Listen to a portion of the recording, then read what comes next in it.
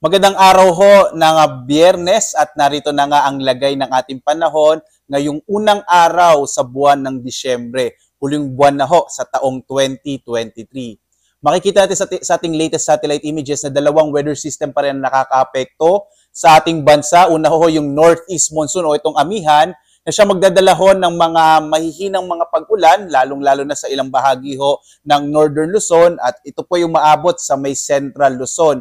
Habang easterlies, ito yung hangin na nagmumula sa karagatang Pasipiko, ang siya pa rin iira at magdadala ho ng mga thunderstorms, mga rain showers sa nalalabing bahagi ng Luzon, kasama dyan yung Kamaynilaan, malaking bahagi ng Kabisayaan at ng Mindanao. Sa ngayon nga, base sa ating pinakamahuling datos, wala tayong minomonitor na anumang bagyo o even low pressure area sa loob o labas ng Philippine Area of Responsibility. Base nga ho sa pinakahuling datos natin, posible ho hanggang sa mga susunod na mga araw, hanggang sa ngayong weekend, maliit yung tsansa na magkaroon pa rin tayo ng bagyo. Generally ho, ibig sabihin, malaking bahagi ng ating bansa ay makararanas ho ng mga fair weather or generally fair weather, liban na lamang sa mga usual na rain showers and thunderstorms na pinapaalam po ng ating iba't ibang mga regional services division kung meron ho tayong mga namamataan ng mga thunderstorms na maaring mabuo lalo na bandang tanghali, hapon hanggang sa gabi. Dumako ho tayo dito sa Luzon, makikita ho natin dulot ho nitong hanging amihan ay makararanas pa rin ng mga light to moderate rains lalo na sa may bahagi ng Batanes, Cagayan kasama yung Babuyan Islands, ilang bahagi ho ng Cordillera lalo na sa may Apayao, gayon din sa Isabela at sa may bahagi ng Aurora.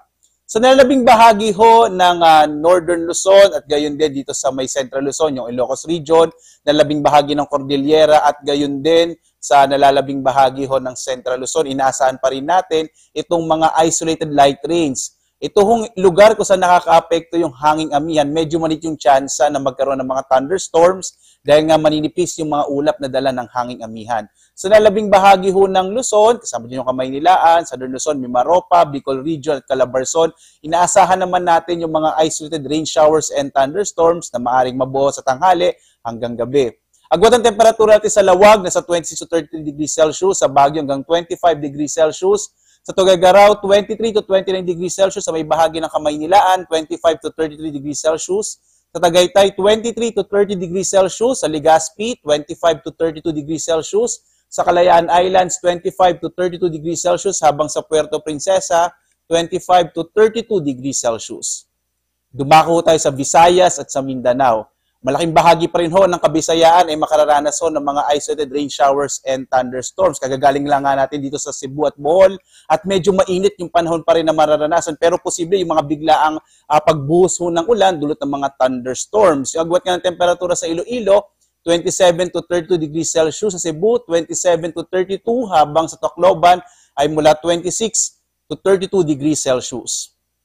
Dito naman ho sa Mindanao, malaking bahagi din ng Mindanao ay makararanas ho ng generally, malaking bahagi ho ay generally fair weather, pero posible pa rin yung mga pulupulong pag-ulan, pagkidlat, pagkulog, bandang tanghali hanggang gabi ho. Agwat ang temperatura sa Zamboanga, 25 to 33 degrees Celsius, sa Tuguegarao ay hanggang 32 degrees Celsius, habang sa Davao ay hanggang 33 degrees Celsius. Samantala, may nakataas pa rin tayong gale warning dahil nga sa pag-iral ng northeast monsoon o hanging amihan, magiging maalon pa rin yung karagatan, partikular na sa mga baybayin ho ng Batanes, Babuyan Islands at sa lalawigan ng Ilocos Norte. Kaya sa mga kababayan natin na may maliliit na sakyang pandagat at maliliit na mga bangka, iwasan mo na pong pumalaw dito sa mga baybayin ho ng mga nabanggit na mga lalawigan para makaiwas tayo sa mga posibilidad ng disgrasya dulot ng malalakas na alon ng karagatan.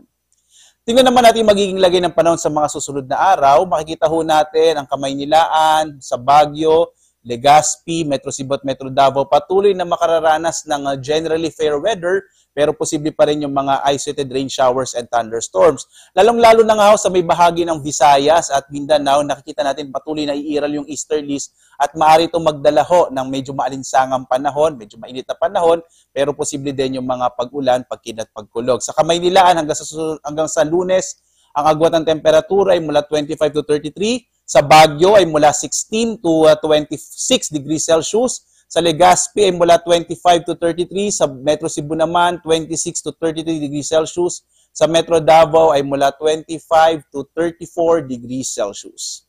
At dahil unang araw nga sa buwan ng Disyembre, inaasahan ho natin na posible ho tayong makaranas ng isa o dalawang bagyo na maaring mabuo o papasok ng Philippine Area of Responsibility.